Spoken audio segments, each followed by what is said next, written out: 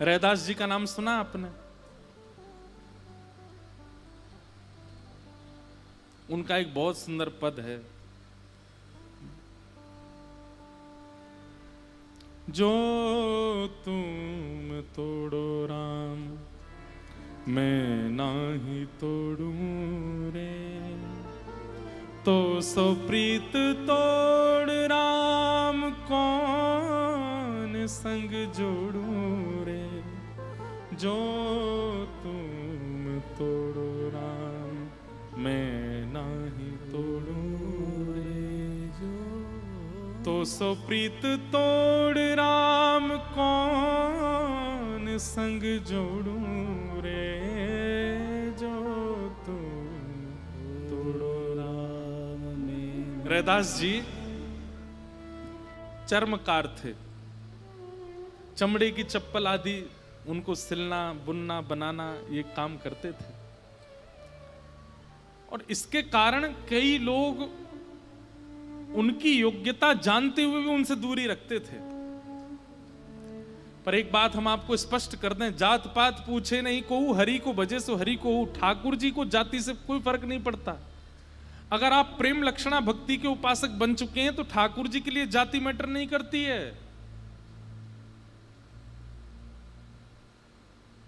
रैदास जी एक बार अपनी ठाकुर जी की सेवा करने के बाद भाव में चले गए, मानसी में चले गए, और मानसी में उन्होंने क्या देखा कि ठाकुर जी के दर्शन करने के लिए, उनके ठाकुर जी के दर्शन करने के लिए कोई मानव नहीं आए हैं, साक्षात इंद्र, साक्षात ब्रह्मा, साक्षात देवी देवता पधारे हैं। तो रैदास जी अपने ठाकुर जी का अभिषेक करके वो जल एक कठौते में लिया और भाव में सबको दे रहे थे। तो रैदास जी का प्रवचन और उनके कीर्तन सुनने के लिए बड़े बड़े राजा भी आया करते थे। काशी नरेश, काशी के राजा, वो भी रैदास जी के यहाँ सत्संग में आते थे। तो रैदास जी के सत्संग में आकर के काशी नरेश जैसे ही बैठे तो आप भावावेश में थे, और भावावेश में देवी देवता आए हैं ऐसा मान करके सबको चरणामृत ठाकुर जी का दे रहे थे। कई लोग तो पीछे हट जाते थे, रैदास जी का सत्संग सुनना है, कथा सुननी है, पर इनके हाथ से हमें कुछ लेना नहीं है। क्यों? चर्मकार है। ऐसी भावना लोग रखते थे। तो काशी नरेश जो थे उनके मन में भी थोड़ी भावना तो आई कि भैया ये चमड़ा बनाते हैं, चमड़े का काम करते हैं, इनके यहाँ के पानी भी शुद्ध तो नहीं होगा। ये भले ही चरणामृत कहकर के परोस रहे हैं पर इसमें भी कुछ ना कुछ दोष तो होगा। लेकिन अब आ गया हूं तो सभा में पीछे हटना अच्छा नहीं लगा, मैं ही हट जाऊंगा तो सब हट जाएंगे। तो काशी नरेश ने हाथ आगे किया, रैदास जी ने चरणामृत दिया, और वो चरणामृत लेकर के काशी नरेश ने मुख के पास ले जाकर के पिया नहीं, पहले ही उड़ेल दिया ऐसे, और वो सारा उनके वस्त्रों पर गिर गया, और सबको ऐसा दिखा कि इन्होंने पी लिया। लेकिन वो जो जल उनके वस्त्रों पर गिरा, उसकी छाप ऐसी बनी जैसे मानो केसर के जल की होती है ना, पीली पीली हल्दी के जल की छाप। सफेद वर्ण का वस्त्र पहना था, सब पीला पीला पीला हो गया नीचे तक। सत्संग सुनने के बाद काशी नरेश गए और अपने मंत्री आदियों का धोबी के यहां भिजवाओ, इसको धुलवा दो। जब कपड़े धुलने के लिए धोबी के यहाँ गए तो धोबी से कहा कि भाई देखो बहुत महंगी शेरवानी है राजा की, इसमें ज्यादा रगड़ा मत मारना और ये दाग जाना भी चाहिए। धोबी ने मन में विचार किया पूरा धोने का तो कोई मतलब बनता नहीं है, थोड़ी सी जगह पे ये पीला पीला धब्बा है, इतने पे ही जल डाल करके इसी को ठीक साफ करने का प्रयास करता हूं। और उसने जल डाल करके खूब किया, नहीं हटा, तो उसने सोचा मुख से दांतों से इसको करने का कोशिश करता हूं। और जब मुख में लेकर के जैसे ही उसने वो दांतों से किया, उसका एक कण उसके मुख में चला गया। चरणामृत का तो था ही वहां पर। और मुख से लगाने के बाद जब दांतों से उसको करने लगा, एक कण जब उसके मुख में चला गया, उसके बाद जब उसके नेत्र खुले तो उस कण का ऐसा प्रभाव हुआ, वो जिसको देख रहा है उसमें उसको ठाकुर जी दिखाई दे रहे हैं। सामने धोबी का गधा खड़ा था, उन्हीं को दंडवत कर, ओहो जय हो मेरे राम जी, धनुष लेकर के खड़े हो, आप कितने सुंदर लग रहे हो, आपकी बलैया ले लूं। और वो साथ में जितने लोग थे वो कहने लगे, जी क्या कर रहे हैं, गधे को प्रणाम कर रहे हैं। बोले महाराज जी क्या कर, प्रणाम कर, राम जी आए साक्षात। अरे महाराज जी गधा है हमारा, इस पर कपड़े धोते हैं हम लोग। पीटने लगे, पागल तू गधा बोलता है, राम जी हैं ये। अब तो उनकी दृष्टि ऐसी हो गई, वो जहां जाएं उनको वृक्षों में राम जी दिख जाएं, उनको गधे में राम जी दिख जाएं, उनको कुकर सूकर में राम जी दिख जाएं। और हद तो तब हो गई जब अपने घर पहुंचे, पत्नी ने द्वार खोला तो पत्नी में साक्षात सीता जी दिखने लगी चरणों में। अरे जगदम्बा पराम्बा मेरी जानकी जी, मुझे सुबह से राम जी दिख रहे थे, मैं सोच रहा था आप अकेले क्यों हो। देवी आप दिख गई मुझको, आपके चरण धोऊंगा। जबरदस्ती पत्नी को बिठा करके नीचे पात्र रख दिया चरणों में, और चरण धो करके पत्नी रोकती जा रही है, नहीं नहीं मैं जानता हूं मां आप मुझे सेवा नहीं करने दोगी, पर मैं तो आपके चरण के धो करके जल पीऊंगा। पत्नी सोचने लगी हो क्या गया है इनको। जबरदस्ती पत्नी का चरणामृत निकाल के पी गए और पूरे घर में छिड़काव कर दिया। पत्नी आश्चर्यचकित है, ये हुआ क्या है इनको। बिस्तर पर नहीं सो रहे हैं, बाहर सो रहे हैं। आप पराम्बा हैं, आप साक्षात जानकी जी हैं, मैं आपके साथ कैसे रह सकता हूं, आप मेरी कुटिया में क्यों हैं, आपको तो राजभवन में रहना चाहिए। पत्नी बोली ये पागल हो गए क्या, ये हुआ क्या है इनको। पत्नी ने जाकर के उनके सब जो साथ में काम करते थे उनसे पूछा, बोले कैसे, बोले पता नहीं सुबह राजा की एक वो आई थी वस्त्र, उस वस्त्र को बस मुख से कर रहे थे, उसके बाद से पता नहीं क्या हो गया, गधे को प्रणाम कर रहे थे, रास्ते में कुकर मिला उसको प्रणाम कर रहे थे। पत्नी राजा के यहां पहुंच गई और राजा से जाकर के लड़ने लगी, बोले कि आप नहीं चाहते कि हमारा घर चले, अरे हम छोटे लोग हैं, हमारे घर का कैसे गुजर बसर होता है, भगवान आपने ऐसा क्या कर दिया है। हमारे पति तो, उन्होंने पूछा हुआ क्या, बोले कल आपकी कोई शेरवानी में कुछ दाग लगा था, उसको हटाने के लिए मुख का जब से प्रयोग किया है, सब बता रहे हैं, तब से ही उनको वो किसी को भी राम जी मान रहे हैं, मुझको सीता जी मान के मेरे चरण धो लिए उन्होंने। राजा ने धोबी को बुलाया, धोबी आए तो रोने लगे, उनको राजा साक्षात दशरथ जी के रूप में दिख रहे हैं। जय हो दशरथ जी, मैं आपसे प्रार्थना करना चाहता हूं, राम जी को वन मत भेजिएगा। राजा बोला अरे मैं काशी नरेश हूं, दशरथ नहीं हूं। बोले मुझे सब पता है, आप सब लीला कर रहे हैं मेरे सामने। अरे सीता जी आप यहां खड़ी हैं, आपके चरणों, अपनी पत्नी को फिर प्रणाम करने लगे। ये सब देख करके काशी नरेश सामान्य नहीं है, बहुत विद्वान है। बोले कि इसको सब जगह ठाकुर जी और ठाकुर जी के संबंधी दिखाई दे रहे हैं, इसको जड़ चेतन में भगवत तत्व का अनुभव हो रहा है, इसको कुकर सूकर गधे में भगवान का दर्शन हो रहा है। ये तो तब होता है जब कोई समदृष्टा हो जाए, कोई परम दृष्टा हो जाए, किसी पर भगवत कृपा हो जाए, तो जित देखूं उदित श्याममयी है। ये स्थिति तो तब आती है जब किसी महापुरुष की कृपा हो जाए।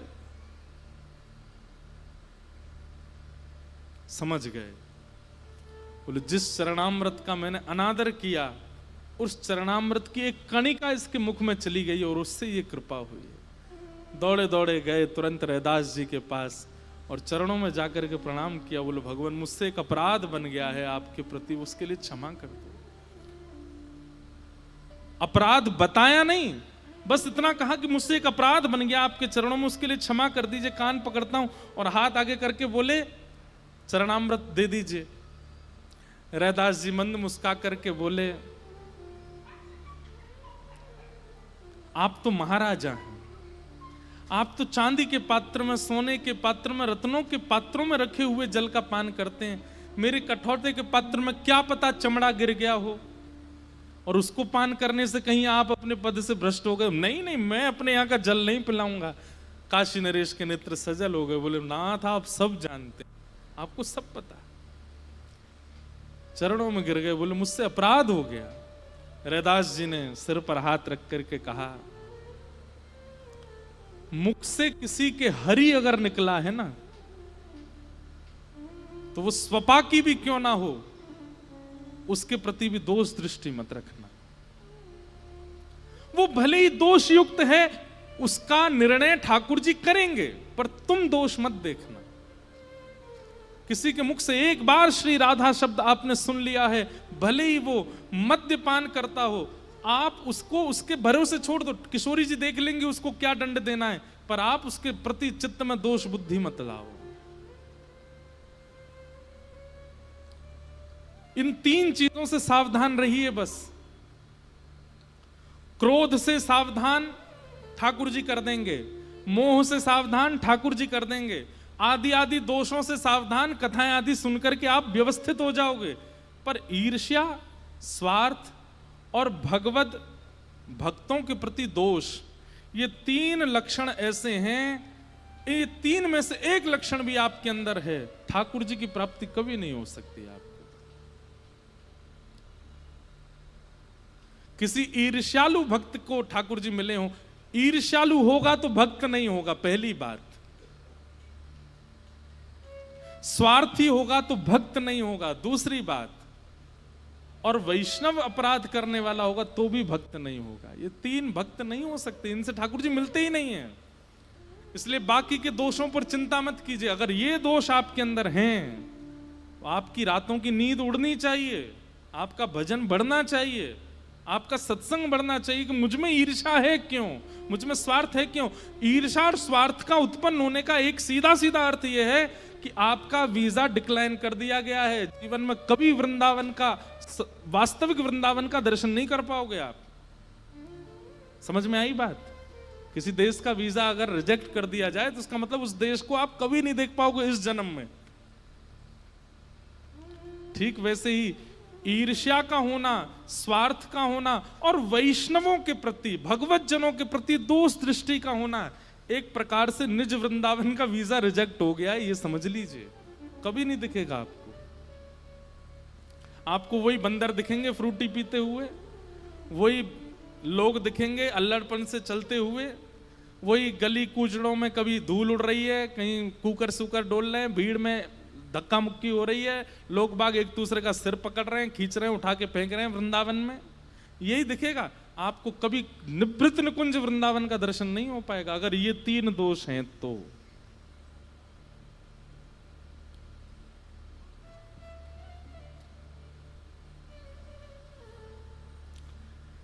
इसलिए भाई, भगवत प्राप्ति के लिए भजन बाद में कीजिएगा, पहले स्वयं को सुधारने के लिए कर लीजिए।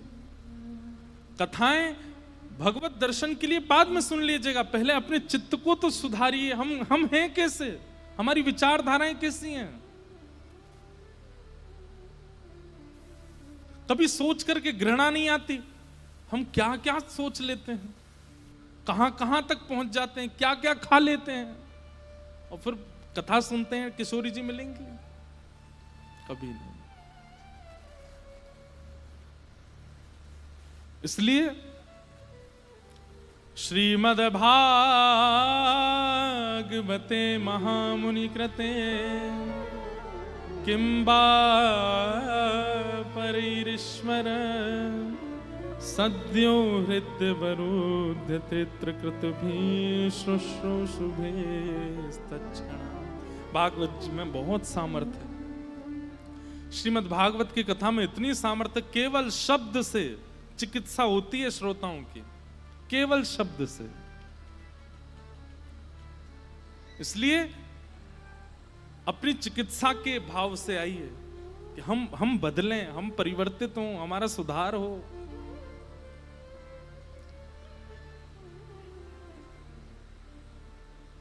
निगम कल्प तरोर गलितम फलम सुखमुखादमृतद्रव संयुतम पिबत भागवतम रसमालयम मुहुर्हो रसिका भुवि भावुका। भागवत की कथा को खूब पियो। पीने का मतलब क्या है? पी हुई वस्तु तुरंत दिखने लगती है, पी हुई वस्तु का असर तुरंत होता है। जल पान किया तो तुरंत शीतलता आ जाती है। विषपान करते ही तुरंत नीले पड़ जाते हैं, अमृत पान करते ही अमर हो जाते हैं, मदिरा पान करते ही तुरंत नशा होने लगता है, औषधि पान करते ही रोग समाप्त होने लगता है। मतलब पी हुई वस्तु तुरंत असर दिखाती है। कथा सुन के नहीं, पी करके बैठिए ताकि असर तुरंत दिखे। अरे आप जिस समय पंडाल में प्रवेश किए वो व्यक्ति निकलते समय नहीं आना चाहिए, वो दूसरा व्यक्ति होना चाहिए जो निकल के गया है। एक दिन, एक घंटे में भी परिवर्तन किया जा सकता है, एक शब्द से परिवर्तन हुआ जा सकता है, पर उस भावना से बैठे कोई। चारों वेदों को निचोड़ करके पिलाया जा रहा है भागवत के रूप में। निगम कल्प तरोर गलितम फलम, वेद रूपी कल्प वृक्ष का पका हुआ फल है श्रीमद् भागवत। और सुख मुखाद अमृत द्रव संयुतम, सुखदेव जी के मुख लग जाने से अमृत तुल्य हो गया है। अभी कुछ दिन पहले जोधपुर में कथा थी, उस कथा को जरूर सुनिएगा। उसमें श्री शुकाचार्य जी का विस्तृत वर्णन किया कि सुखदेव जी भागवत के वक्ता किन की कृपा से बने। किशोरी जी की कृपा से, श्री राधा रानी की कृपा है कि आज हम भागवत जी सुन रहे हैं। सुक और सारी, ये निकुंज में दो ऐसे लीला होती हैं, थोड़ा थोड़ा सा बोल देता हूं, समझने का प्रयास कीजिएगा। ठाकुर जी जब निकुंज में होते हैं ना, तो किशोरी जी और ठाकुर जी कई बार बहुत थके होते हैं तो कहीं जाते नहीं हैं, बस अपने सुंदर आसन पर बैठ जाते हैं और फिर सखियों से कहते हैं आप लोग ही लीला कर करके हमको आनंदित कराओ। तब उनमें एक लीला होती है सुक और सारी की लीला। सुक और सारी की लीला क्या है? सुक जो है ये ठाकुर जी के पक्ष का होता है और सारी जो है ये किशोरी जी के पक्ष की होती है, और इनमें आपस में फिर डिबेट होती है। सुक कहते हैं कि हमारे ठाकुर जी श्रेष्ठ हैं, और फिर सारी सुक की बात का खंडन करके किशोरी जी को श्रेष्ठ बताती।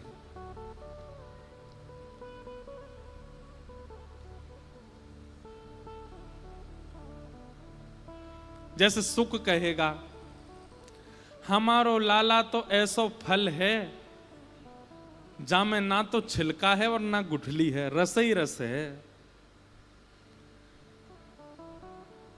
समझ रहे हैं बात को? बोले हमारो लाला तो ऐसा फल है जामे ना तो छिलका है ना गुठली है, अंगूर है हमारो लाला तो। ये बात सुक कहेगा। कहीं ते भी चख के देख लो, चाहे आके नेत्रन्य देख लो, चाहे आकी वाणीय सुन लो, चाहे आके अंग देख लो, चाहे आके रों को देख लो, चाहे आकी चाल देख लो, चाहे आके वस्त्र देख लो, चाहे आकी ढाल देख लो, चाहे आकी मुस्कान देख लो। अरे भैया, अधरम मधुरम वदनम मधुरम हसितम मधुरम चलितम मधुरम बमितम मधुरम समितम मधुरम मधुराधिपते अखिलम मधुरम। हमारे लाला में तो सब मधुर ही मधुर है।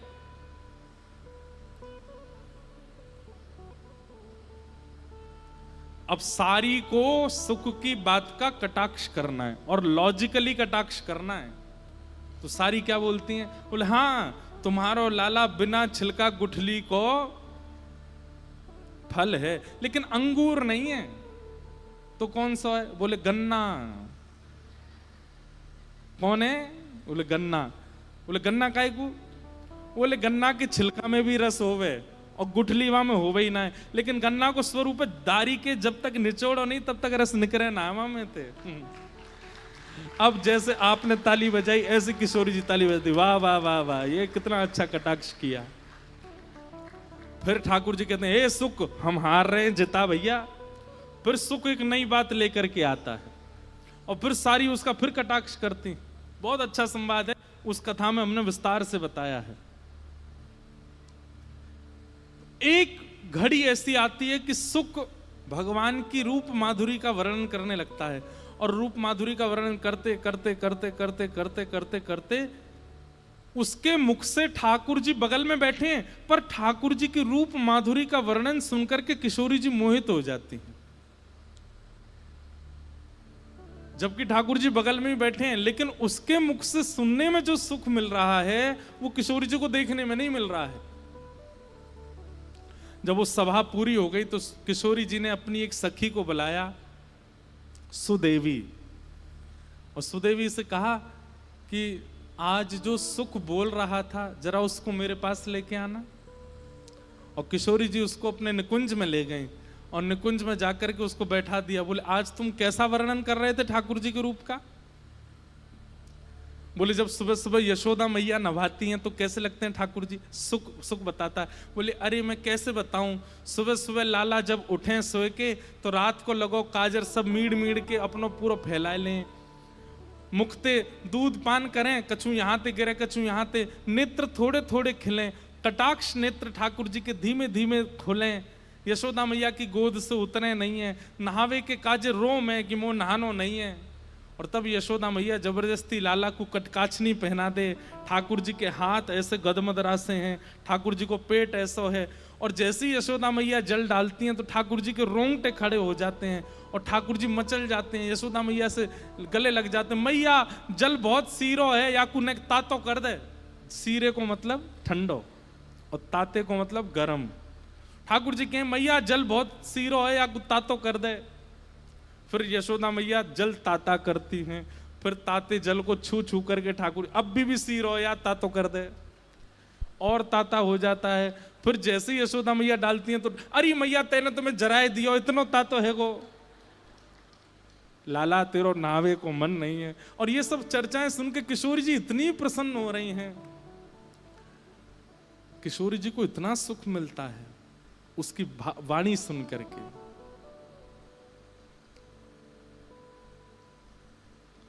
अब तो किशोरी जी कभी निकुंज में जाती हैं, कभी वन में जाती हैं, कभी कक्ष में बैठी होती हैं, कहीं भी वो सुख साथ ही रहता है। इसलिए कई स्वरूपों में आपने देखा होगा किशोरी जी के कभी कंधे पर सुख बैठा है, कई कई घरों में सेवा में भी जैसे किशोरी जी की ऐसी मुद्रा है तो यहाँ पे एक सुख बैठा देते हैं। क्यों? ठाकुर जी का गुणानुवाद सुनाता है किशोरी जी को, और किशोरी जी को इतना भाता है, उसके भाव इतने प्रिय लगते हैं किशोरी जी को। तब किशोरी जी कहती हैं कि इस भाव से कितने रसिकों का कल्याण होगा, हे सुख तुम पृथ्वी पर जाओ और पृथ्वी पर जाकर के ठाकुर जी के यश का गुणगान करके आओ। तब वही किशोरी जी का सुख पृथ्वी पर श्री सुखदेव जी महाराज के रूप में प्रकट हुए और श्रीमद् भागवत की कथा को जन जन तक पहुंचाया। भैया या व्यासपीठ पे बैठवे वारो वक्ता भी किशोरी जी की कृपा होएगी तो ही बोल सके, नहीं तो बोल ना सके। और बोल तो देखो, बोल तो कोई भी सके, लेकिन वाके बोलवे ते परिवर्तन तब ही होएगा जब किशोरी जी की कृपा होएगी। हमारी किशोरी जी की कृपा से सुख प्रादुर्भाव होता है और ऐसे श्री सुकाचार्य जी महाराज प्रकट हुए। इसीलिए कहा गया सुख मुखाद अमृत द्रव संयुतम, श्रीमद् भागवत की कथा रस युक्त है पर सुखदेव जी के मुख से निर्झरित होने के बाद अमृत के समान हो गई है। क्यों? क्योंकि ये सुखदेव जी हमारी किशोरी जी के द्वारा भेजे गए हैं, किशोरी जी के कृपा पात्र हैं। बैठी रहूं कुंजन के कोने, बैठी रहूं कुंजन के कोने, श्याम राधिका गाऊं, श्याम राधिका गाऊं, किशोरी तोरे चरणन की रज पाऊं, किशोरी तोरे चरणन की रज पाऊं, किशोरी तोरे चरणन की रज पाऊं, किशोरी तोरे चरणन की रज पाऊं। बैठी रहूं कुंजन के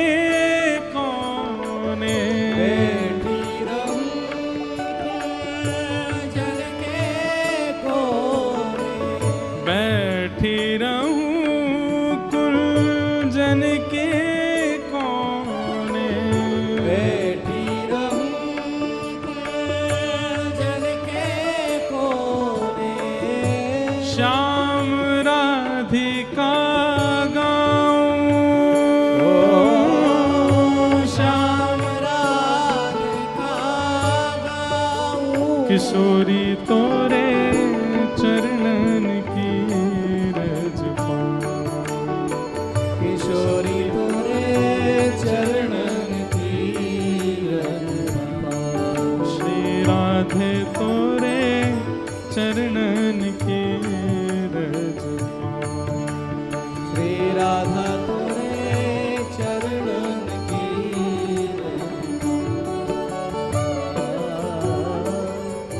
जारज को ब्रह्मादिक तरसत, जारज को ब्रह्मादिक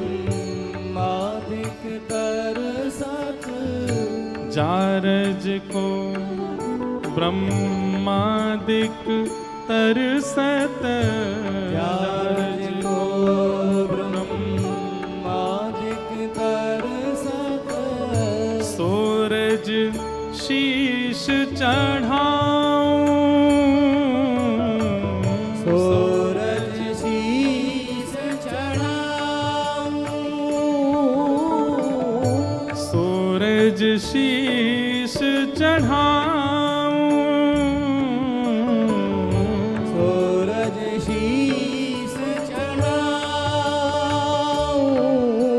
हमारे सप्तनिधियों के पद में जो छठवें ठाकुर हैं जुगल किशोर, उनको जिन्होंने प्रकट किया, क्या नाम है बताओ? हरिराम व्यास, व्यास जी महाराज, उनका ये पद है, बहुत सुंदर पद है। और मैं तो कहता हूं कि भाई ब्रज प्राप्ति की इच्छा हो ना, इस पद को रोज गाया करो, रोज अपने ठाकुर जी के सामने सुनाया करो। व्यास स्वामिनी की छवि निरखत, व्यास स्वामिनी की छवि निरखत, व्यास स्वामिनी की छवि निरखत, व्यास स्वामिनी की छवि निरखत, विमल विमल जस गाऊं, विमल विमल जस गाऊं, विमल विमल यश गाऊं, विमल विमल जस गाऊं। किशोरी तोरे चरणन की रज पाऊं, किशोरी तोरे चरणन की रज पाऊं। श्री राधे तोरे चरणन की रज पाऊं, श्री राधे तोरे चरणन की रज श्री श्यामा तोरे चरणन की रज पाऊं, मेरे श्यामा तोरे चरणन की रज पाऊं। श्री राधे तोरे चरणन की रज पाऊं, श्री राधे तोरे चरणन की रज पाऊं। सुख मुखाद अमृत द्रव संयुतम। तो भागवत जी भी आज हम सब के मध्य में जो सुकाचार्य जी के रूप से प्रकट हुई हैं, वो भी किशोरी जी की कृपा है, किशोरी जी की कृपा से। और भागवत जी को सुनना नहीं है, पीना है। वो परिवर्तन 9 बजे कथा विश्राम पर परिवर्तन आना चाहिए, तब कथा सुनने की योग्यता है। नहीं तो इतना धन का खर्चा, इतना सब व्यवस्थाओं का कोई औचित्य नहीं है। वो परिवर्तन दिखना चाहिए आपके भीतर, और परिवर्तन नहीं भी आया तो परिवर्तन करने का संकल्प होना चाहिए कि अब ये परिवर्तन, अब ये बदलाव अपने जीवन में करना। इस प्रकार भागवत जी का मंगलाचरण कहा गया। अब सौनकादि ऋषियों ने 88,000 ऋषियों ने सूत जी से 6 प्रश्न किए। किम श्रेय शास्त्र सारः क स्व अवतार प्रयोजनम, किम कर्म के अवतारश्च धर्मः कम शरणम गतः। और इन 6 प्रश्नों में ही अब भागवत की कथा है। सबसे पहला प्रश्न कौन सा है? किम श्रेय, ठाकुर जी के अवतार का श्रेय किसको जाता है? ठाकुर जी किसके लिए आते हैं इस धराधाम पर? अपने भक्तों के लिए आते हैं कि राक्षसों के वध के लिए आते हैं?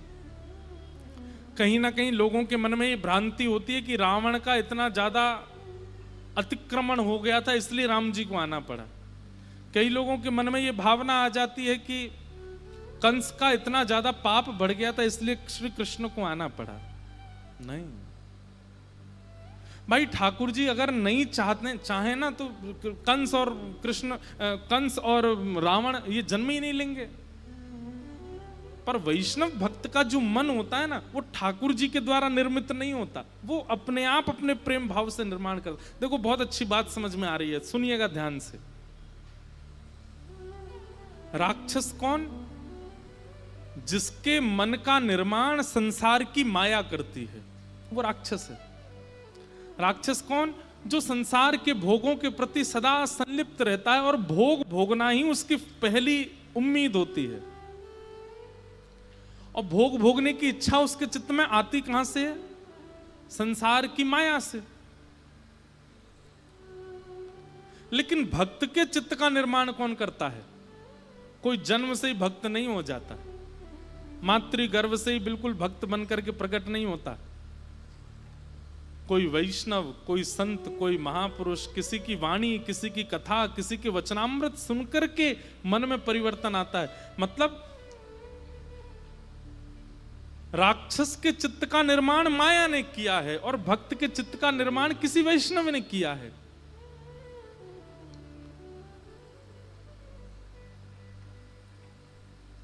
माया के द्वारा निर्मित जो चित्त है उसके प्रति ठाकुर जी का आकर्षण नहीं होता। क्यों? क्योंकि माया भगवान ही है, माया भगवान की है।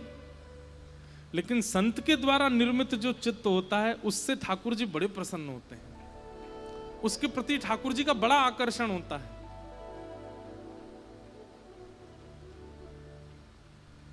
जैसे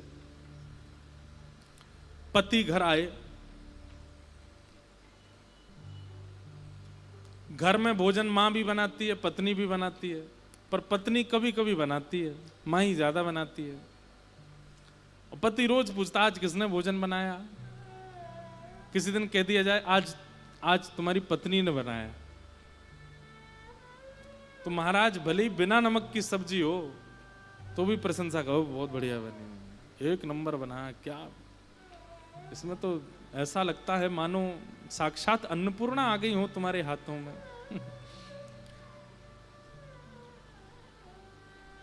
ठीक वैसे ही संतों के द्वारा निर्मित जो भाव होता है ना किसी के चित्त का, ठाकुर जी उसके भले ही वो बिल्कुल अपूर्ण हो फिर भी ठाकुर जी को अच्छा लगता है कि किसी महापुरुष की, किसी वैष्णव की वाणी सुनकर के इसका चित्त निर्मित हुआ है, मैं इसका स्वीकार करूं, मैं इसको ग्रहण करूं।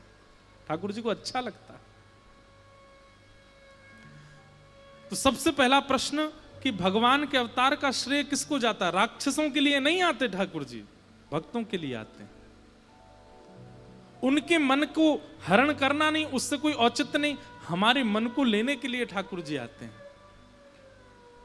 चित्तम सुखेन भवता पहितम ग्रहेषु, श्रीमद् भागवत के रासपंच अध्याय में गोपियां कहती हैं कि हमारा मन आपके पास है, वो मन हमें वापस कर दो तो हम चली जाएंगी। ठाकुर जी कहते हैं मन एक बार मैं जिसका ले लेता हूं फिर वापस नहीं कर पाता। एक बात तो सत्य है, संसार में ये मन कहीं भी लगा हो एक ना एक दिन वहां से बिछुड़ेगा। जैसे किसी का मन धन में लगा है, एक दिन धन से उठ जाएगा। किसी का मन पत्नी में लगा है, एक दिन उठ जाएगा, बुरा नहीं मानना। किसी का मन बच्चों में लगा, बच्चों से भी उठ जाएगा। किसी का मन संसार में लगा, वहां से भी उठेगा। रसगुल्ला जलेबी मिठाइयों में लगा, वहां से भी उठ जाएगा। बड़ा पाव में लगा, वहां से भी उठ जाएगा। चाय में लगा, चाय से भी उठ जाएगा। लेकिन एक बार यदि ये मन परिपूर्ण रूप से ठाकुर जी में लग गया, ये वहां से कभी नहीं उठता हुआ दिखा, आज तक नहीं उठा किसी का। और अगर किसी का उठा, किसी का मन उठा है तो इसका मतलब लगा ही नहीं था, इसीलिए उठ गया। मन अगर उठा है कि कई लोग आकर के कहते हैं ना, महाराज जी पहले बहुत अच्छा भजन होता था, पहले कथा भी होती थी, पहले सब भाव अच्छे होते थे, आजकल नहीं हो रहा। तो इसमें दो कारण हो सकते हैं, या तो पहले मन लगा ही नहीं था, आपको भ्रांति हुई थी कि आपका मन लग गया ठाकुर जी के प्रति, पहले लगा ही नहीं था। और या फिर दूसरा कारण हो सकता है कि आपने किसी वैष्णव का अपराध किया होगा, इसलिए कुछ देर के लिए ठाकुर जी ही कनेक्शन हटा देते हैं। क्षमा प्रार्थी हो जाओ, वैष्णवों से प्रार्थना कर लो, फिर से लग जाएगा। और वैष्णव प्रार्थना करने के बाद भी नहीं लग रहा है, इसका मतलब वो पहले ही नहीं जुड़ पाया था। प्रयास कीजिए, फिर से कोई सदगुरु संत कृपा करें, वैष्णव कृपा करें, तब लगेगा।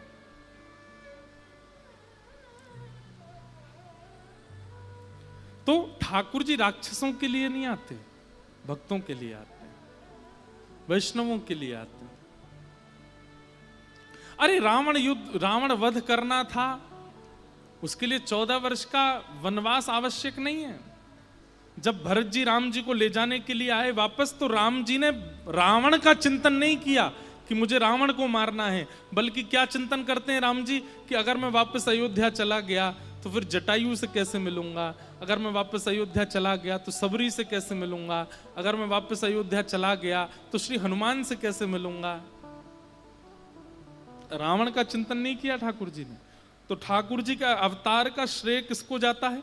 भक्तों को। पहला प्रश्न, शास्त्र सारह क, हमारे हिंदू वैदिक सनातन धर्म में इतने सारे शास्त्र हैं, इन शास्त्रों का सार क्या है? सब शास्त्रों का सार क्या है? अष्टादश पुराणेषु व्यासस्य वचनद्वयम् परोपकार पुण्याय पापाय परपीडनम। दो बातें, जो आपको अपने लिए बुरा लगता है वो किसी के साथ मत करो, जो आपको अपने लिए उचित नहीं लगता वो किसी के साथ आप करते हैं, वही पाप है। और असहायों की सहायता करना यही पुण्य है। परोपकार पुण्याय पापाय परपीडनम। तीसरा प्रश्न क्या किया? किम श्रेय शास्त्र सारा कह स्वावतार प्रयोजनम। भगवान के अवतारों का प्रयोजन क्या है? कभी ठाकुर जी कृष्ण रूप में, कभी राम रूप में, कभी परशुराम रूप में, कभी कच्छप रूप में, कभी मत्स्य रूप में, कभी नृसिंह रूप में, ये सारे रूप ठाकुर जी धारण करते हैं। इन सब का उद्देश्य क्या है? अरे अगर उद्देश्य पूर्ण करना है तो एक ही अवतार में कर दिया करें, इतने सारे रूप धारण करने की आवश्यकता क्यों पड़ती है? किम कर्म, ठाकुर जी के कर्म क्या है? के अवतारस्य, अवतार कितने हैं, एग्जैक्ट कितने हैं? कोई 10 बोलता है, कोई 24 बोलता है। और अंतिम प्रश्न, धर्मः कम शरणम गतः। ठाकुर जी के जाने के बाद धर्म किसकी शरण में जाता है? ये 6 प्रश्न हैं। और इन 6 प्रश्नों के उत्तर में अब सूत जी महाराज यहां से कथा कहना प्रारंभ करते हैं। सवै पुंसां परो धर्मो यतो भक्त यदोक्षजे अहैतुक्या प्रतिहता ययात्मा संप्रसीदते। एक बात सुनिएगा, ज्ञान का फल क्या है? वैराग्य का फल क्या है? ज्ञान का फल, वैराग्य का फल, भक्ति का फल, इन सब का फल केवल एक है। क्या? अहैतुक्य प्रतिहता, ठाकुर जी के प्रति अहैतुकी भक्ति होना। अहैतुकी भक्ति किसको कहते हैं? बहुत सावधानी से सुनो, कई बार बहुत विस्तार से इस भाव को हम बताते हैं। चाहे कुछ हो जाए पर ठाकुर जी के प्रति आपका भाव ना डगमगाना, उसको अहेतुकी भक्ति कहते हैं। चाहे जो हो जाए, चाहे अनुकूलता आ गई, चाहे प्रतिकूलता आ गई, चाहे विपरीत स्थिति बन गई, चाहे सब अनुकूल स्थिति बन गई, लेकिन हर स्थिति में आप ठाकुर जी के प्रति एक रस हो, इसे कहते हैं अहेतुकी भक्ति।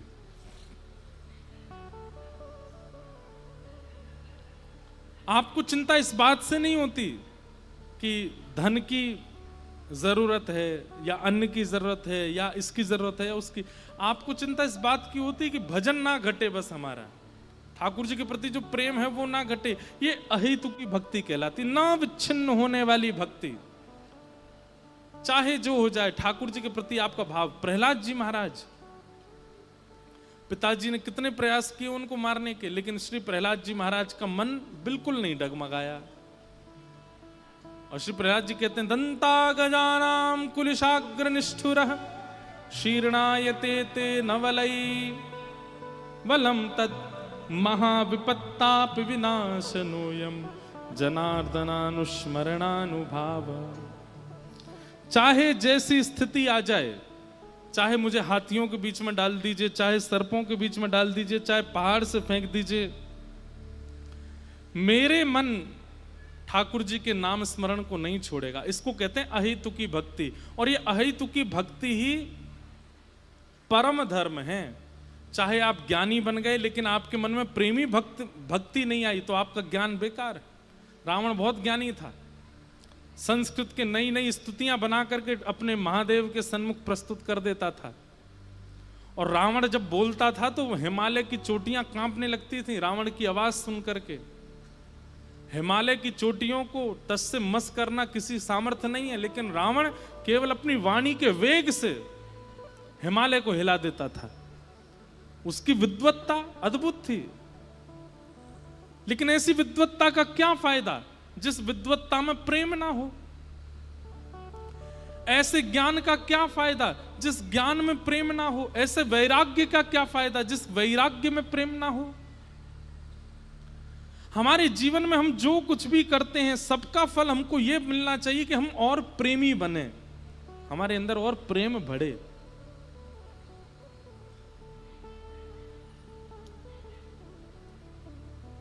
आप धनवान बनते हैं और प्रेमी नहीं बने तो आपका धन कमाना व्यर्थ है। आप बहुत संपत्तिवान, ऐश्वर्यवान, योग्यवान बन गए लेकिन आपके चित्त में प्रेम की सुगंधी नहीं है तो आपने जो जो कमाया सब व्यर्थ है। लेकिन आपने सब प्राप्त करते हुए भी अपने प्रेम को नहीं डगमगाने दिया, प्रेम की स्थिति नहीं घटी है। तब समझो कि ठाकुर जी की प्रसाद रूप में आप धन कमा रहे हो, प्रसाद रूप में ऐश्वर्य कमा रहे हो, प्रसाद रूप में संपत्ति कमा रहे हो। ठाकुर जी के बिना प्रसाद की वस्तु पाओगे तो प्रेम घटेगा, लेकिन ठाकुर जी के प्रसाद से अगर जीवन में कुछ भी आएगा तो प्रेम बढ़ेगा। समझ में आई बात? प्रेम वर्धन यदि नहीं हो रहा है, आपके अंदर सरलता, दीनता, दैन्यता, प्रियता, इन सब का प्रादुर्भाव नहीं हो रहा तो आपका सब कुछ करना व्यर्थ है संसार में। लोग लगभग अनईजी हो जाते हैं बहुत धनवान होने के बाद। लोग लगभग दीनता का त्याग कर देते हैं एक श्रेष्ठता प्राप्त करने के बाद।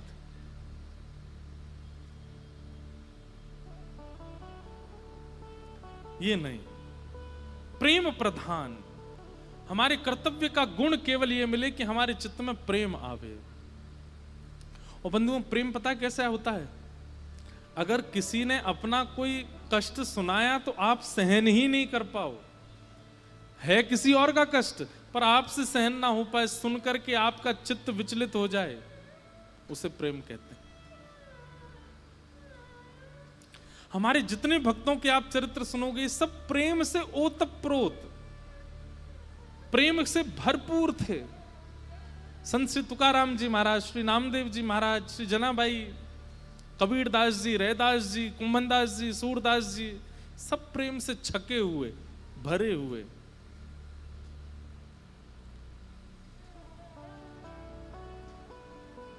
भक्तिमती मीराबाई कहती हैं, मीराबाई को किसी ने कहा, ए मीरा, तेरे को भजन करना अच्छा लगता है, तेरे को नाम गाना अच्छा लगता है, तो एकांत में किया कर। ये सबके सामने क्यों करती है? तू बीच में खड़े होकर के क्यों गाने लग जाती है? और तुझे पता है कि तेरे देवर को बिल्कुल अच्छा नहीं लगता, तेरे पति की मृत्यु हो गई, तेरे ससुर जी एकमात्र ससुराल में थे जो तेरे पक्ष के थे, वो भी चले गए। अब तेरी ननद और तेरे देवर ये दोनों तुझ पर कुठाराघात करते हैं, फिर भी तू इनके सामने कीर्तन करती है, क्यों करती है? अरे भाई, वो राजा है, उसको मना के रखना पड़ता है, वो अगर नाराज हो गया तो।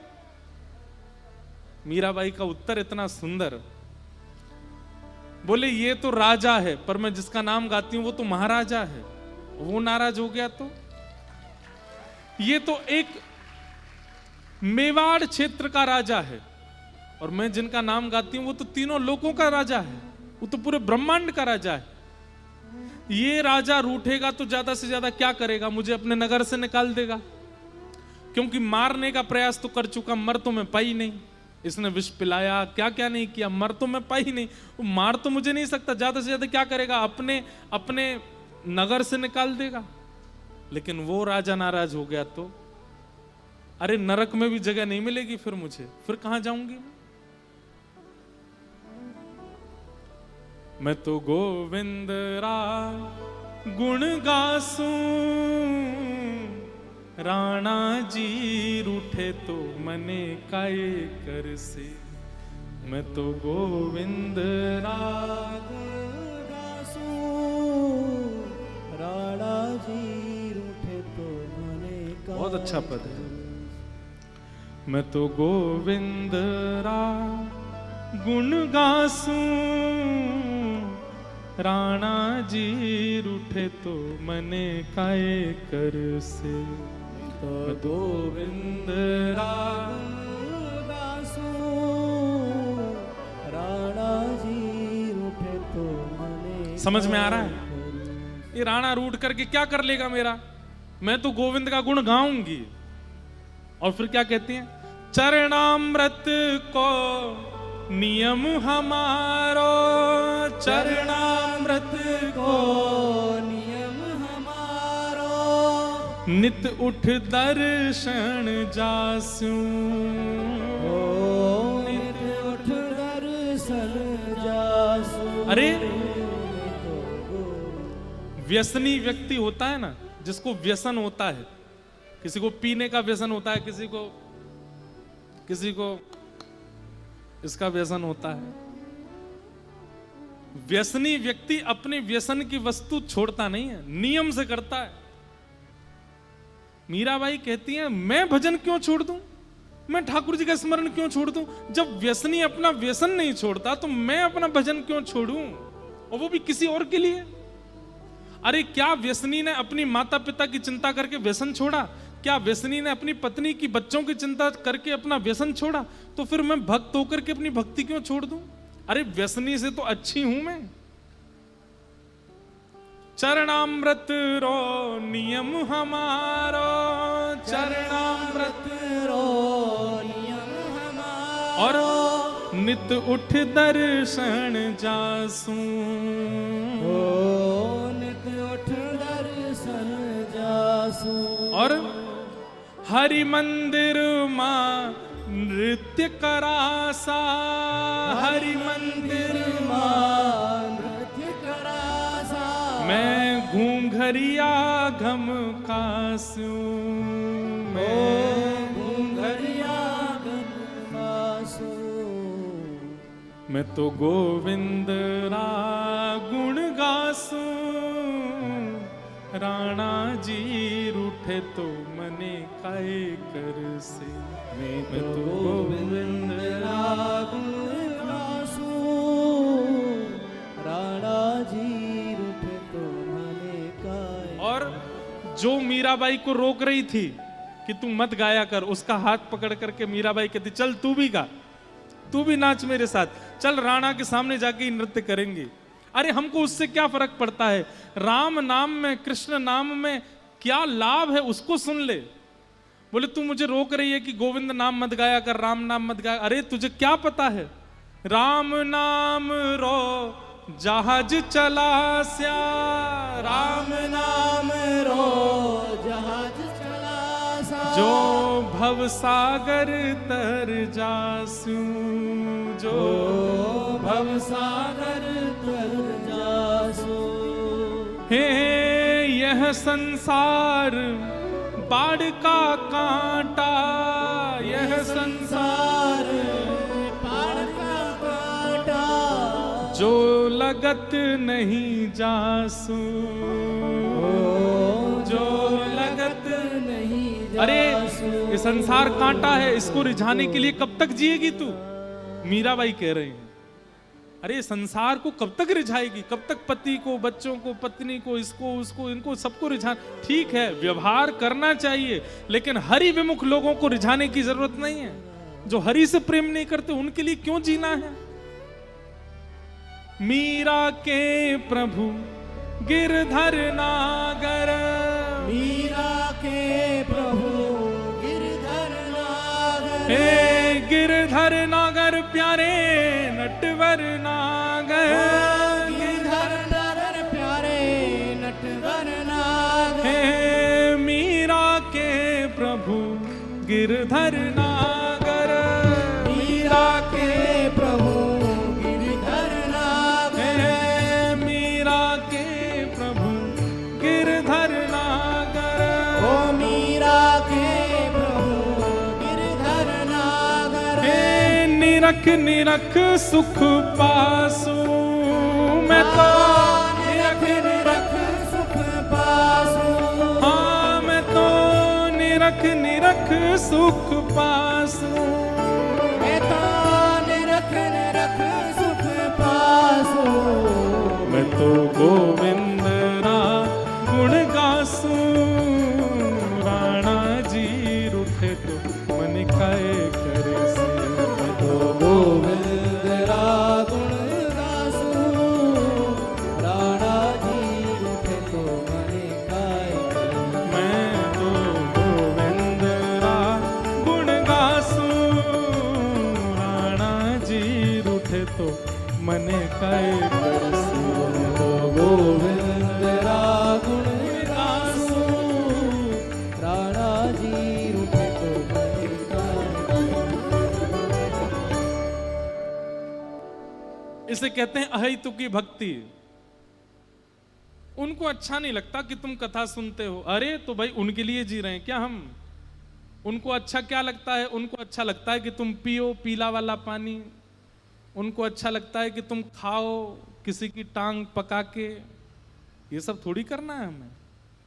अरे कुछ बिगड़ने के लिए जा रहे हैं कि ऊधम करने जा रहे हैं, सुधरने के लिए जा रहे हैं, अपने जीवन को संवारने के लिए जा रहे हैं, उस परम तत्व की प्राप्ति के लिए जा रहे हैं जिसने हमें बनाया है।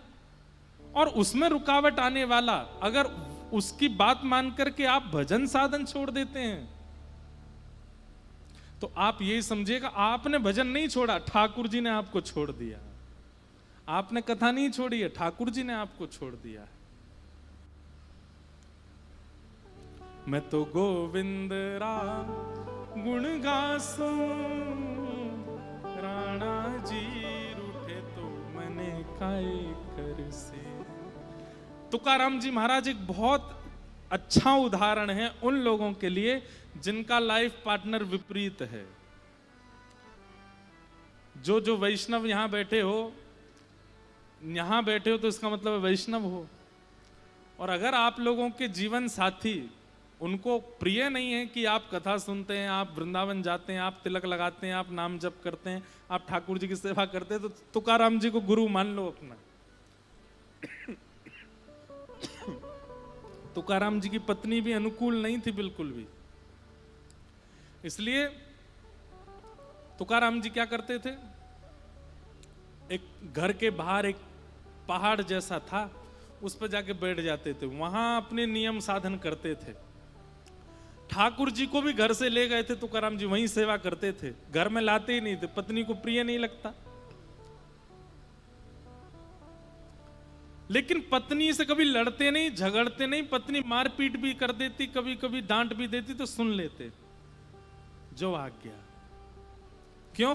तुकाराम जी बोलते अगर ये भी मेरे अनुकूल हो जाती तो इससे भी प्रेम हो जाता मेरा, बढ़िया है। प्रतिकूल रहती है तो इसके बट का जो प्रेम है वो भी मैं विट्ठल को दे देता हूं, वो भी मैं ठाकुर जी को दे देता हूं। हाँ, आज्ञा मानते थे पत्नी की, जो बोलती थी करते थे, जैसा बोलती वैसा मानते। एक बार पत्नी ले आई बहुत सारे गन्ने और तुकाराम जी को दे दिया, बोले लो बेच के आओ इनको बाहर, और इनको बेच के धन लेकर के आना, और एक गन्ना इतने का बिकेगा, इसके अनुसार इतना धन आना चाहिए, नहीं आवे तो घर लौट के मत आना। तुकाराम जी बोले जो आज्ञा दो। गन्ने लेके गए, रास्ते में बहुत सारे बच्चे मिल गए, बच्चों ने कहा हमें गन्ना चाहिए, गन्ना। तब टॉफी तो होती नहीं थी उस जमाने में, कोई बुढ़िया के बाल तो होते नहीं थे, गन्ना ही टॉफी होती थी बच्चों के लिए, अंगूर ही टॉफी होते थे, ये मीठे फल ही बच्चे खाते थे। तो गन्ना देख करके बच्चे पीछे पड़ गए तुकाराम जी के। तुकाराम जी एक एक निकाल निकाल के देते गए, सारे बच्चों में बांट दिए, एक गन्ना बचा। लौट करके घर आए, पत्नी बोली आहा कितने अच्छे हो आप, सारे गन्ने बेकाए, एक बचा है बस, इन सबके अनुसार इतना रुपया होना चाहिए, लाओ दो। तुकाराम जी बोले देवी गन्ना चले जाते सारे तो नीरस पैसा मिलता, उसमें तो रस होता नहीं है। पैसे में कोई रस होता है? पैसा तो नीरस है, उसको खा करके कहां हमारी जीव में। ठाकुर जी ने बहुत बढ़िया कृपा की, एक गन्ना बच गया, इससे मैं और तू दोनों रस लेंगे, और बाकी के गन्ने जो हैं ये मैं सब बच्चों में बांटी आया हूं, पैसा लेकर के नहीं आया। छोटे छोटे बच्चे मिल गए, उन सब में बांट दिए, एक ही बच्चा है। पत्नी ने पकड़ करके गन्ना एक दिया कमर पे घुमा के, सोई दो हो गए वो। तुकाराम जी बोले देवी मुझे तो लगता था तुम बस सुंदर हो, लेकिन आज मुझे पता चला तुम तो बुद्धिमान भी हो। एक गन्ने में से दो कैसे खाते, तुमने दो कर दिए, एक तुम खाओ एक मैं खाऊंगा। अरे मेरी कितनी बुद्धिमान पत्नी है। प्रतिकूल पत्नी थी श्री तुकाराम जी महाराज की, पर श्री तुकाराम जी उससे निराश नहीं रहते थे, भगवत प्रसाद मान के उसको स्वीकार। देखिए प्रसाद का एक नियम है, वो गिर भी जाए ना तो भी पा लिया जाता है। प्रसाद का एक नियम है, जो प्रसाद नहीं है वो गिर जाए तो उसको फेंक दिया जाता है, लेकिन प्रसाद ठाकुर जी ने जो दिया है अगर वो पृथ्वी पर गिर भी जाए तो भी उठा के पाने का विधान है, वो अपवित्र नहीं होता। अगर आप वैष्णव हो, तिलक लगाते हो, कंठी पहनते हो, कथा सुनते हो, इसका मतलब क्या है? आपका संपूर्ण जीवन प्रसाद है, और जीवन में आने वाली हर घटना, हर व्यक्ति प्रसाद है, चाहे वो प्रतिकूल है चाहे अनुकूल है, सबको स्वीकार करो, सबको ग्रहण करो। एक बार तुकाराम जी महाराज के पास में, मुझे बहुत अच्छी लगती है बात, तुकाराम जी महाराज के पास गांव का एक बालक गया। तुकाराम जी बोले क्या बात है बालक, तुम क्यों आए? बोले प्रभु मेरे पूरे खानदान के लोग मेरे पीछे पड़े हैं कि तुम ब्याह कर लो। मैंने सब लोगों से कहा है कि अगर तुकाराम जी बोलेंगे तो ब्याह करूंगा, क्योंकि मुझे पता है आप कभी हां नहीं बोलोगे। आपकी पत्नी जो करती है आपके साथ पूरे गांव को पता है, दूध का जला छाछ भी फूंक फूंक के पीता है। आप जब स्वयं इतना भोग रहे हैं तो आप मेरे घर वालों से मना कर देंगे ना कि मेरा ब्याह नहीं होना चाहिए? तुकाराम जी बोले हाँ ठीक है, घर वालों को बुलाओ। घर वाले आए, बोले तुकाराम जी अगर बोलेंगे तो ही ब्याह करूंगा। सबने जाके तुकाराम जी से कहा क्या आज्ञा है? बोले इसका अभी ब्याह करा दो। तो व्यक्ति बोला ये तो आपकी बात गलत है, ये तो वो वाला स्वभाव हो गया कि मैं जलाऊं तो तू क्यों बचे। आपने ऐसा क्यों बोला? तुकाराम जी बोले पहले घर वालों को भेजो तब बात करेंगे। घर वाले चले गए, उसको बोले देख ब्याह कर ले, अनुकूल पत्नी आ गई तो बढ़िया, कोई दिक्कत नहीं, कोई टेंशन नहीं, जैसा तू वैसी तेरी पत्नी। और अगर प्रतिकूल पत्नी आ गई तो गांव में अभी एक तुकाराम है, एक और हो जाएगा, एक भक्त है, दूसरा एक और हो जाएगा।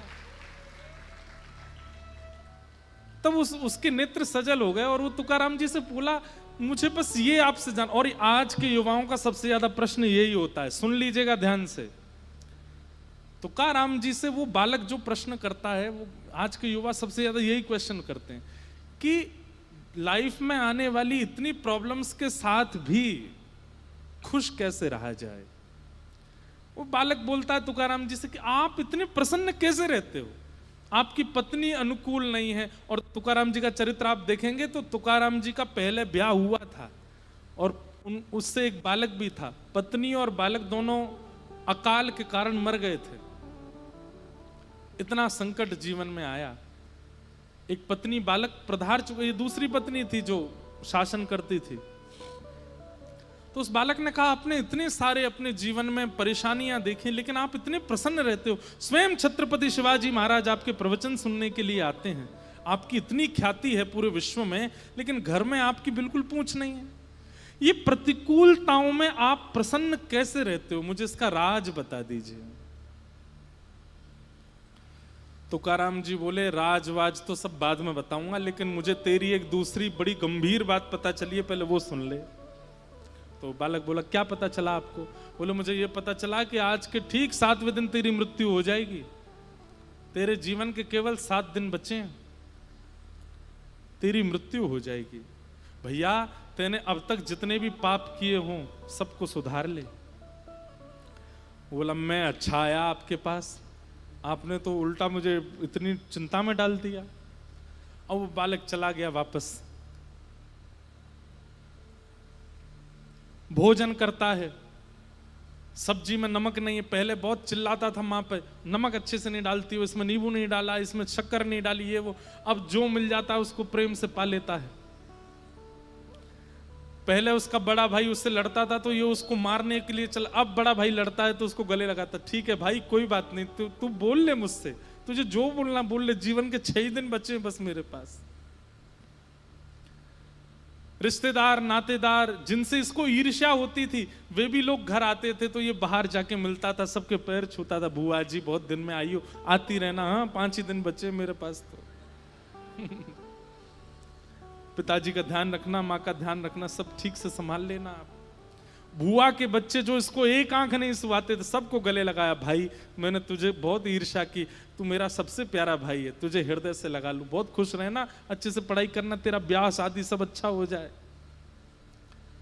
उसने 6 दिन में ऐसा जीवन यापन किया अपना। 7वां दिन था, सुबह सुबह ब्रह्म मुहूर्त में नहा धो करके, नींद तो आती नहीं थी उसको, तो ब्रह्म मुहूर्त में ही उठ जाता था।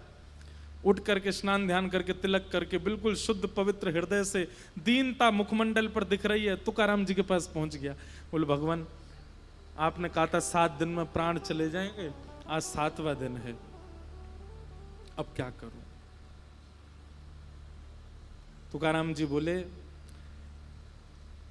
मेरे को तेरे बारे में पता है कि तू अपनी माँ से बहुत लड़ता था, वो भोजन में नमक ज्यादा कम कर देती है। अभी 7 दिनों में नमक कैसा था? बोला मुझे नहीं पता, मुझे जैसा मिला मैंने पा लिया। अच्छा तू तेरे बुआ के बच्चों से बहुत चिढ़ता है, तेरी परसों बुआ आई थी, बच्चे कैसे लगे? बोले कुछ नहीं, मैंने हृदय से लगाया, मुझे किसी में दोष नहीं देखा, सब अच्छे लग रहे थे।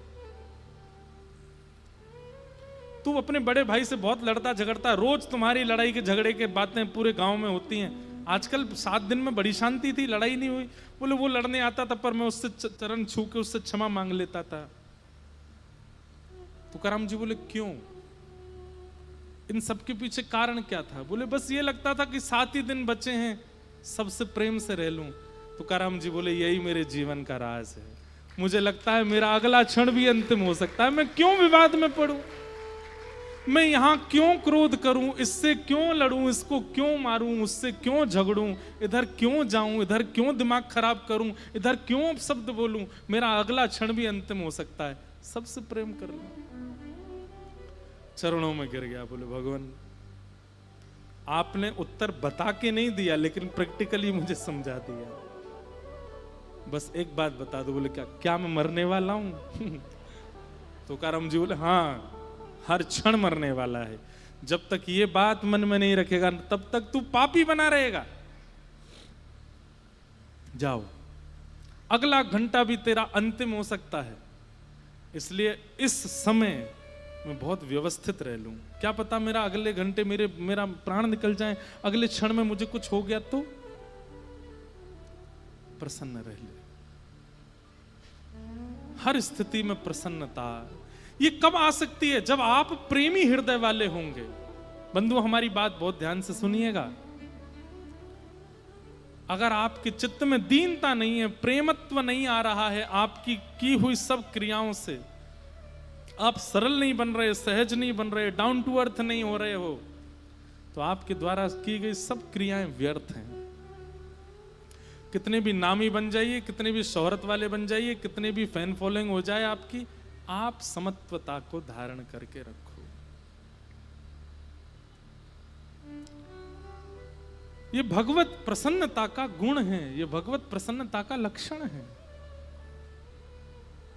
प्रेम।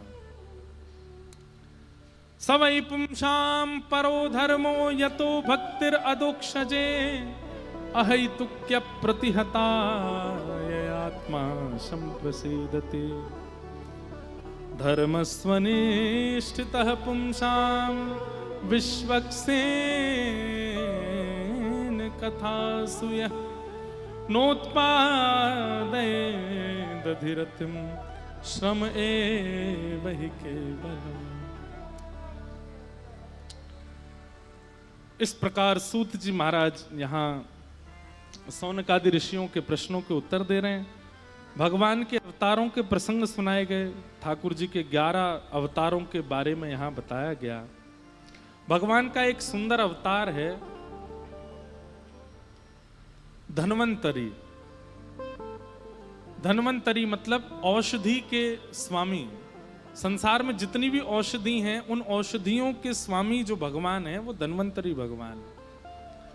और धन्वंतरी भगवान से पूछा गया कि संसार में ऐसी कोई औषधि है जिस औषधि को किसी भी रोग में प्रयोग किया जाए तो वो रोग समाप्त हो जाए। धन्वंतरी भगवान कहते हैं एकमात्र एक औषधि ऐसी है जिसको किसी भी प्रकार के असाध्य रोग में यदि ग्रहण किया जाए तो वो रोग समाप्त होता है। वो कौन सी औषधि है कि अच्युतानंद गोविंद नामोच्चारण भेषजा नाश्यन्ति सकला बाधा सत्यम सत्यम वदाम्यहम्। अच्युतानंद गोविंद नामोच्चारण भेषजा। भगवान के नाम का उच्चारण करे। कैसा उच्चारण? बोले बिना रुकावट के, बस वो नाम चलता रहे चलता रहे। आप चाहे जो करो, जिस देश में जिस वेश में परवेश में रहो राधा रमण राधा रमण राधा रमण कहो। जिस देश में जिस वेश में परिवेश में रहो राधा राधा राधा रमण कहो। जिस रोग में जिस भोग में जिस रोग में जिस भोग और जिस योग में रहो जिस योग में रहो क्या करो? राधा राधा रमण राधा रमण कहो। राधा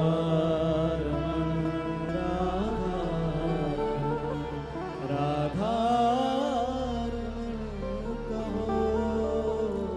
जिस रंग में जिस संग में जिस रंग में जिस संग में और जिस ढंग में रहो जिस ढंग में रहो हर परिस्थिति में बस राधा रमण राधा रमण राधा रमण कहो।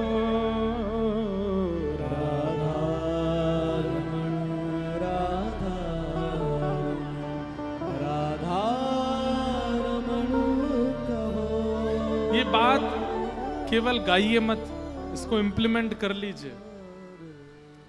आप जैसी भी स्थिति में रहते हो ठाकुर जी का नाम मत छोड़िए एक क्षण के लिए भी। जिस हाल में जिस चाल में जिस हाल में जिस चाल में जिस काल में रहो जिस काल में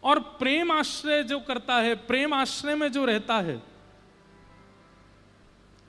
वो ना तो धर्म की चिंता करता, ना अर्थ की चिंता करता, ना काम की, ना मोक्ष की।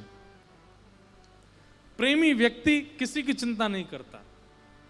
कहा करूं वैकुंठ ही जाए, कहा करूं वैकुंठ ही हमारे वृंदावन में जाए। धर्म, अर्थ, काम और मोक्ष, ये चारों आपको दिखेंगे, पर गॉड दिखेंगे। गॉड मतलब छुपे हुए। वृंदावन में धर्म, पूरी दुनिया में ठाकुर जी की मंगला आरती होती है 4 बजे। वृंदावन में भी कई मंदिरों में 4-5 बजे होती, पर बिहारी जी की मंगला होती 8 बजे। अरे भाई, योग शास्त्र भी कहता है कम से कम 6 बजे तक उठ जाया करो। जब ठाकुर जी ही इतने लेट लतीफ हैं तो फिर इंसान कैसे जल्दी उठे? 8 बजे उठते हैं बिहारी जी। बोले यहां धर्म कहां गया? बोले धर्म प्रेम में परिवर्तित हो गया। कैसे? छोटा सा लाला है, यशोदा मैया जल्दी उठावे नाए, देर ते उठावे, यहां हमारे 8 बजे उठे। छोटे बालक को कोई नियम से नहीं रहना होता। 18-19 साल के बालक के नियम होते हैं। अरे भाई तुमको 7 बजे उठ जाना है, नहीं तो माताजी चिल्लाती हैं, पिताजी आके गेट खटखटाते हैं, भाई पीछे पड़ जाते हैं, तुम उठ क्यों नहीं रहे हो? लेकिन वही बालक जब छोटी अवस्था में होता है, सो रहा होता है, तो उसको कोई नहीं उठा, अरे सोने दो, सो रहा है और सोने दो। ऐसे हमारे ब्रज के श्री ठाकुर जी हैं, वहां पर धर्म प्रेम में परिवर्तित हो गया। कैसे? ठाकुर जी सो रहे हैं, पूरी दुनिया में आरती में घंटी बजाई जाती है, हमारे वृंदावन में नहीं बजते। और वृंदावन में भी कई मंदिरों में बजती, बिहारी जी में नहीं बजती। क्यों? अरे घंटी की इतनी तेज आवाज सुन के लाला डर जाएगा, घंटी मत बजाओ। बिना घंटी की आरती होती ठाकुर जी की। धर्म प्रेम में परिवर्तित हो गया। बहुत ध्यान से सुनिएगा। दुनिया में कामना, वृंदावन में कामना प्रेम में परिवर्तित हो गई। वृंदावन के लोगों की कामना क्या है? किशोरी मोहे द्वारे रख लीजो, लाडली द्वारे रख लीजो, जग जंजाल छुड़ाए बास बरसाने को दीजो। हाँ, जग जंजाल छुड़ाए बास बरसाने को दीजो। ब्रज के लोगों की कामना क्या है? उल्लासनगर के लोगों की कामना होगी कि अब धीरे धीरे हम लोग मुंबई में शिफ्ट हो जाएं, बोरीवली पहुंच जाएं, बोरीवली में जाके फिर कामना होगी कांदीवली चले जाएं, कांदीवली से होगी मलाड में चले जाएं, मलाड से फिर होगी कौन सा है आगे, दादर चले जाएं, दादर से इच्छा होगी मालाबार हिल पे चले जाएं, मरीन ड्राइव पे पहुंच जाएं, मरीन ड्राइव पहुंच के अब बंबई से मन भर गया, अब तो लंदन जाएंगे सीधे। कामनाएं खत्म ही नहीं हो। वृंदावन में कामना क्या है? जग जंजाल छुड़ाए बास बरसाने को दीजो। वहां पर कामना प्रेम में परिवर्तित हो जाती। धर्म प्रेम में परिवर्तित हो गया, कामना प्रेम में परिवर्तित हो गई, अर्थ प्रेम में परिवर्तित हो गया। दुनिया के लोग कमाई करते हैं, दुनिया के लोग ऐश्वर्य के लिए, नाम के लिए घूमते हैं, लेकिन वृंदावन में चीराणि कंथाम कुरु भ्रातः तिष्ठ तले टले विटपिनाम ग्रामेषु भिक्षामटः स्वच्छंदम पिबयामुनम जलमलम चीराणि कंथाम कुरु सम्मानम कलयाति घोर गरलम नीचपुमानम क्षुदा श्री राधा मुरली रवो ब्रज सखे वृंदावनम मात्यज। पूरी दुनिया में ख्याति प्राप्त करने वाले लोग भी वृंदावन में लौटते हुए आते हैं। वृंदावन में अर्थ क्या है? दुनिया में जो ख्याति प्राप्त करना चाहता है, जो ऐश्वर्य प्राप्त करना चाहता है, जो नाम शौहरत प्राप्त करना चाहता है, वो वृंदावन में ऐसी इच्छा रखता है, पड़ी रहूं कुंजन के कोने, लोगों के बीच में खड़े हैं, कोई हमसे पूछे ना कि हम कौन हैं, हम तो श्री जी की दासी हैं। वहां पर अर्थ भी प्रेम में परिवर्तित हो जाता है। अच्छा, दूसरी जगह तो धन कमाया जाता है, वृंदावन में केवल प्रेम कमाया जाता है, नाम कमाया जाता है। वृंदावन वास करने वाले करते क्या है? केवल नाम कमा रहे हैं। श्री चैतन्य महाप्रभु गांव में जाते और गांव में जाकर के कहते हमें भिक्षा दो। और जैसे भिक्षा लेने के लिए द्वार पर जाते, घर के लोग अगर निकल करके आटा दाल चावल लेकर के आते, चैतन्य महाप्रभु हाथ पीछे कर लेते, बोले ये भिक्षा नहीं चाहिए। तो क्या चाहिए? बोले परिवार में कितने लोग हैं, सब आ जाओ। और सब लोग एक एक बार हरि बोल दो, बस यही हमारी है। बोलना है तो फिर एक साथ बोलो, भुजा उठा करके हरि बोल। वाह, हरि बोल। चैतन्य महाप्रभु कहते हैं मैया तेरे पांव पड़ूं एक बार हरि बोल, मैया तेरे पांव पड़ूं एक बार हरि